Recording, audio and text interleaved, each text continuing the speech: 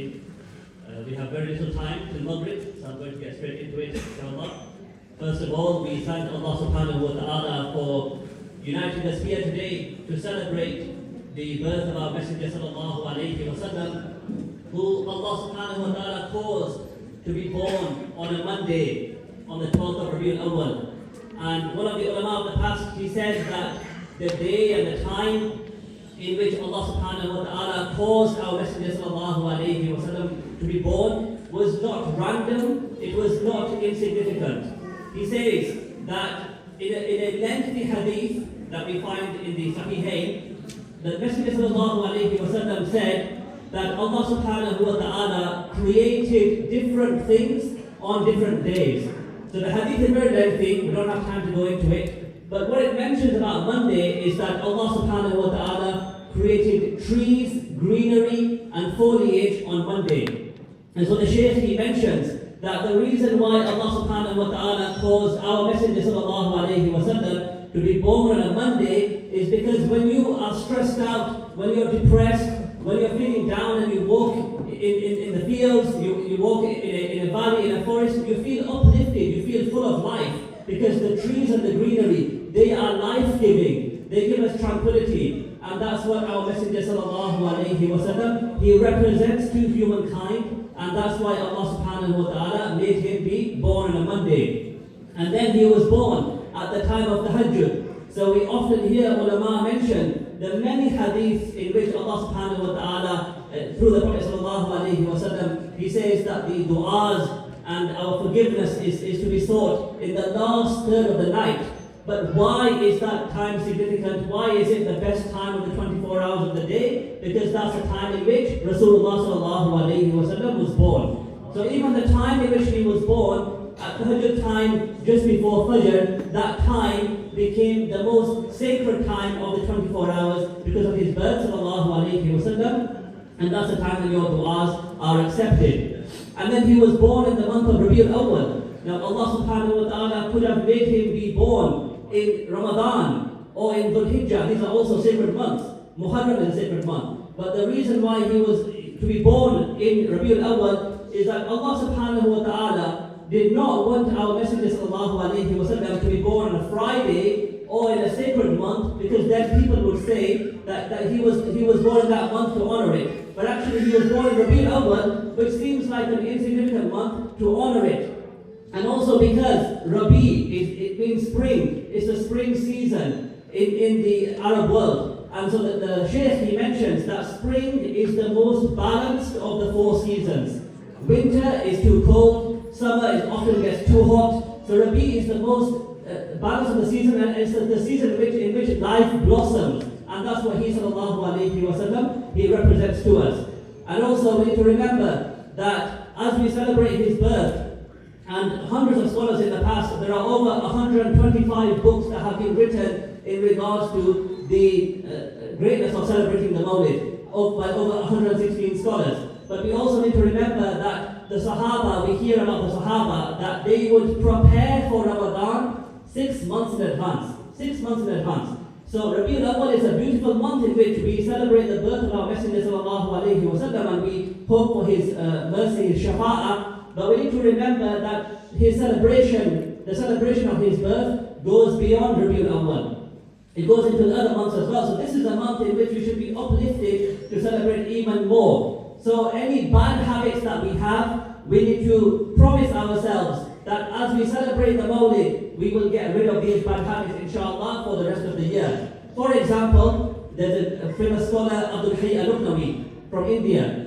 And he mentions that he was once in a gathering and he was smoking the hookah, and then his mouth was smelling. And then he went after that to attend a Mawlid gathering whilst his mouth was smelling of tobacco. And that night he saw Rasulullah sallallahu alayhi wa sallam in his dream. And Rasulullah sallallahu alayhi wa sallam said to him, "Don't you have any shame that you're coming to a gathering of my Mawlid whilst your mouth is smelling of tobacco?"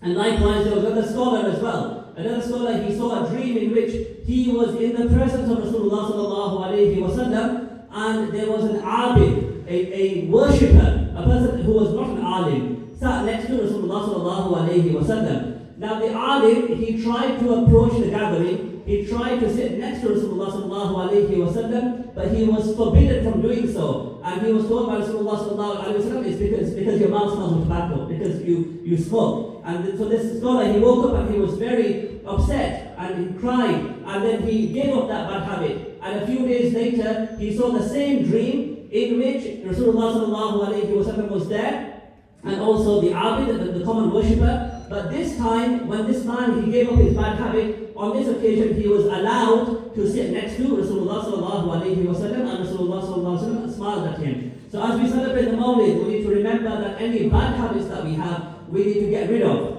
And we hear in the past, because we're here today as well to listen to a very famous Munshin, right? Great machine artist. Now, we need to remember as well that in the past, many great scholars, many great lovers of the Prophet sallallahu alayhi wa sallam, by listening to his praise and his nasheed, they attained great ranks. And the most famous example is that of Imam al-Busiri, rahmatullah alayhi. So you all know the story of Imam al-Busiri, that when he was paralyzed, half of his body was paralyzed, and he wrote the Qasida Burda, and he saw the Messenger sallallahu alayhi wa sallam in his dream, and through that he was cured. But what I want to say here is that often we can write whole books, and there are whole books written about people who were cured through the praise of Rasulullah sallallahu alayhi wa sallam. They received shifa, and they saw him in their dreams and whilst awake. And this is something that we need to know as well, that Rasulullah sallallahu alayhi wa sallam said, "Man ra'ani fil manam faqad ra'a al-haq, fa inna ash-shaytana la yumathiluni." That anybody who sees me in their dream has definitely seen me, because Allah subhanahu wa ta'ala will never allow the shaitan to take my form. So that's a big blessing. But there's another hadith as well which says, قال رسول الله صلى الله عليه وسلم من رآني في المنام فقد رآني في اليقظة. That anybody who sees me in their dream, they will see me in a wakeful state. So that's an even higher level. And so Imam Abu Hasan al-Shazali is a famous example of this.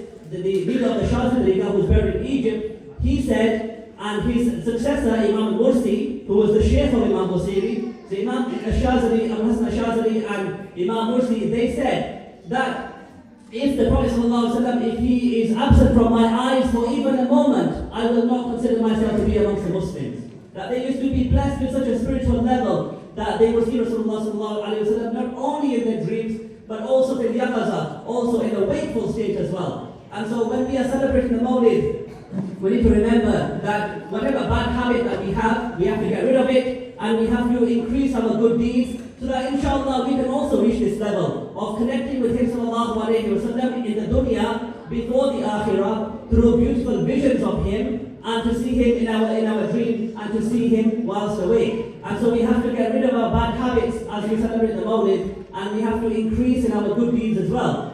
Our Shaykh often says that there was a companion, Rabi'a. Rabi'a came to Rasulullah sallallahu alayhi wa sallam to give him water to perform the tahajjud prayer. Now Rabi'a, if he's coming to Rasulullah sallallahu alayhi wa sallam to give him water to perform tahajjud, then obviously Rabi'a is performing tahajjud himself.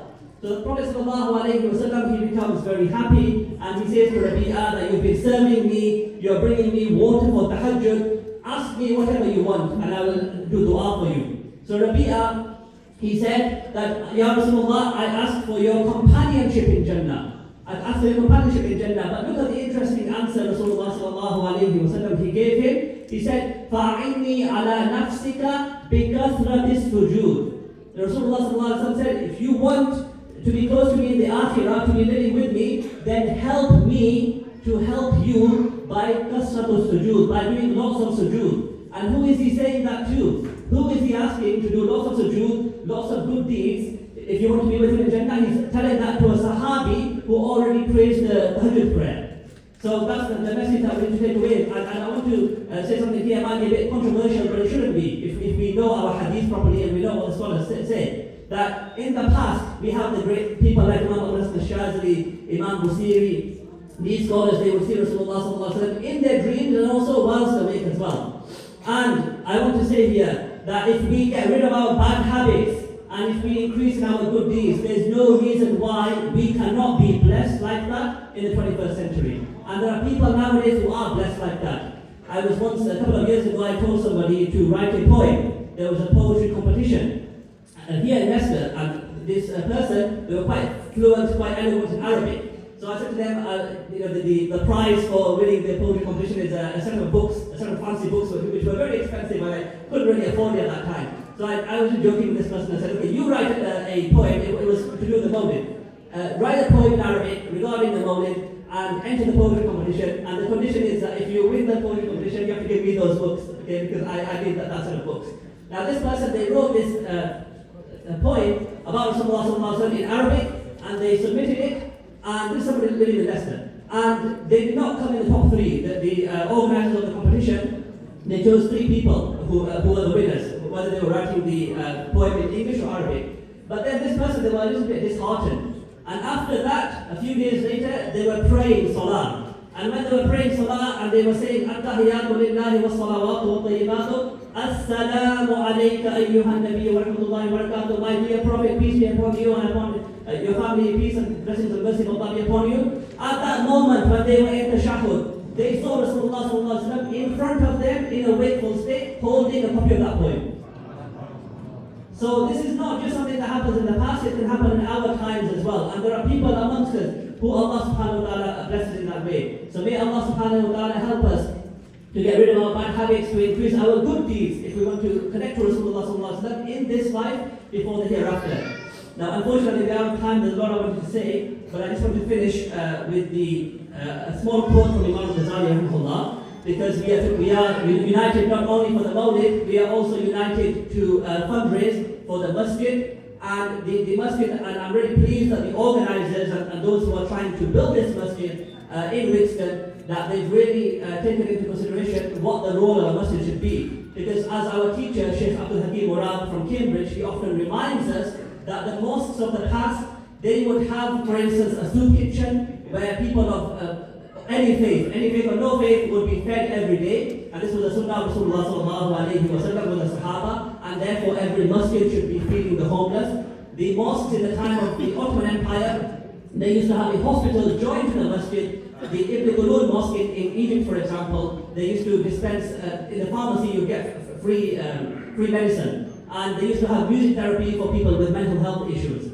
And of course, the masajid were serving as centers of excellence for education. They had many roles, and the people who are trying to set up this masjid, they are also trying to establish a masjid which will do all these things, which will serve the homeless. The mosques in the past used to have rooms for refugees, and so this is what they're trying to do, to serve the Muslim community and the non-Muslim community, and they all need our support for this.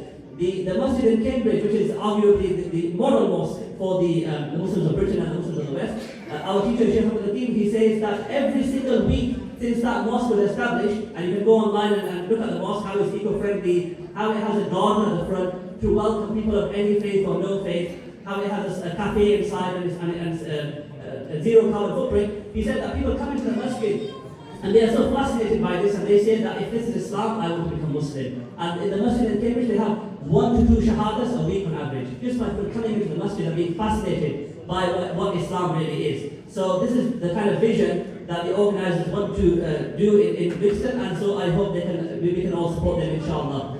So in this regard, I want to end by saying of Rasulullah sallallahu alayhi wa sallam, I see some children here, this is for you, that the Messenger sallallahu alayhi wa sallam said that anybody who establishes a masjid, كَمَفْحَسِ فَضَاطٍ أَوْ أَصْغَرٍ, anybody who establishes a masjid which is as the size of a bird's nest, or smaller, Allah subhanahu wa ta'ala will make a palace for them in Jannah. So if you've got £1 or 2 to give today, inshallah, you look at the best palace, the best mansion you've seen. For that 50p, that £1 that you give today, Allah subhanahu wa ta'ala will make you an eternal mansion in Jannah. And I will end, because they're going to be auctioning some of the cloth of the Kiswa. Imam Al-Azhari rahimahullah, which I'd like to end from one of his quotes in the Ihya al-Ulumuddin, what he says about the Kiswa. We don't have time to go through the Arabic, so I'll just read the English because it's kind of longer now. So Imam Al-Azhari rahimahullah, he says that Sayyidina Umar radiallahu anhu, he was doing tawaf of the Kaaba. And he said to the Hajr Aswad, he said that you are just a Hajr. La tadur wa la tanfa. Hajr Aswad, you're just a stone. You don't benefit and you don't harm anybody. The only reason why I kiss you, Hajr Aswad, is because Rasulullah sallallahu alayhi wa sallam kissed you. But that's the hadith. interestingly, Imam Al-Azhari adds something which is not in the hadith. He says in Ihya Ulumuddin that when Sayyidina Umar turned back, he saw Ali ibn Abi Talib, the door to the city of knowledge, standing behind him.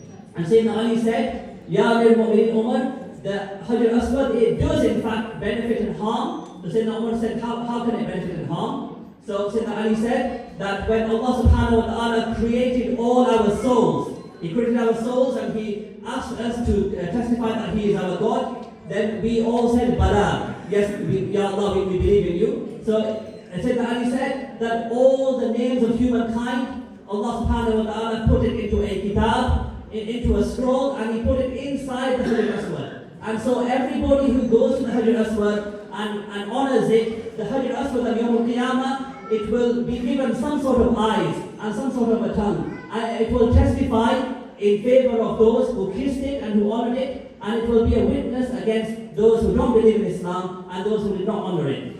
And then he says, as well, Imam Ghazali, that it has reached us from the Salaf that the Kaaba of Yawm al-Qiyamah, it will come the way that a bride comes. When a bride comes in a bridal procession, the Kaaba will be brought on Yawm al-Qiyamah like a bride. And everybody who honored it will be holding on to the Kiswa. The Kiswa is going to be opened today. Everybody who honored the Kaaba, they'll be clinging on to this Kiswa. The Kaaba will be made to enter Jannah. And everybody who honored the Kiswa and holds on to it, clings on to it, they will also enter Jannah with the Kiswa as well. So I pray that Allah subhanahu wa ta'ala helps us to appreciate the great importance of establishing masajid. May Allah subhanahu wa ta'ala help us to understand that what the role of a masjid should be. That it should be a place that gives help to those with mental health issues, those who are homeless, those who have no food. That it should be a center of excellence. The great ulama of the past, they came from the masajid. And may Allah subhanahu wa ta'ala help us to help this masjid to be established so that it can serve as a perpetual reward, a sadaqah jariyah for us until Yawm al-Qiyamah. And may Allah subhanahu wa ta'ala, as we are celebrating the Mawlid, may He help us to get rid of our bad habits and to increase in our good deeds, our sujood, our sadaqah, so that we can be in the company of Rasulullah sallallahu alayhi wa sallam in this life before the hereafter. Allahumma ajma' baynana wa bayna Rasulullah sallallahu alayhi wa sallam fi dunya qabla al-akhirah. This is a dua that Hajr al-Islam gave to Shaykh Dabbar. He said to him, say, Allahumma ajma' baynana wa bayna Rasulullah sallallahu alayhi wa sallam fi dunya qabla al-akhirah. Allahumma salli ala Sayyidina Muhammad wa ala ali Sayyidina Muhammad.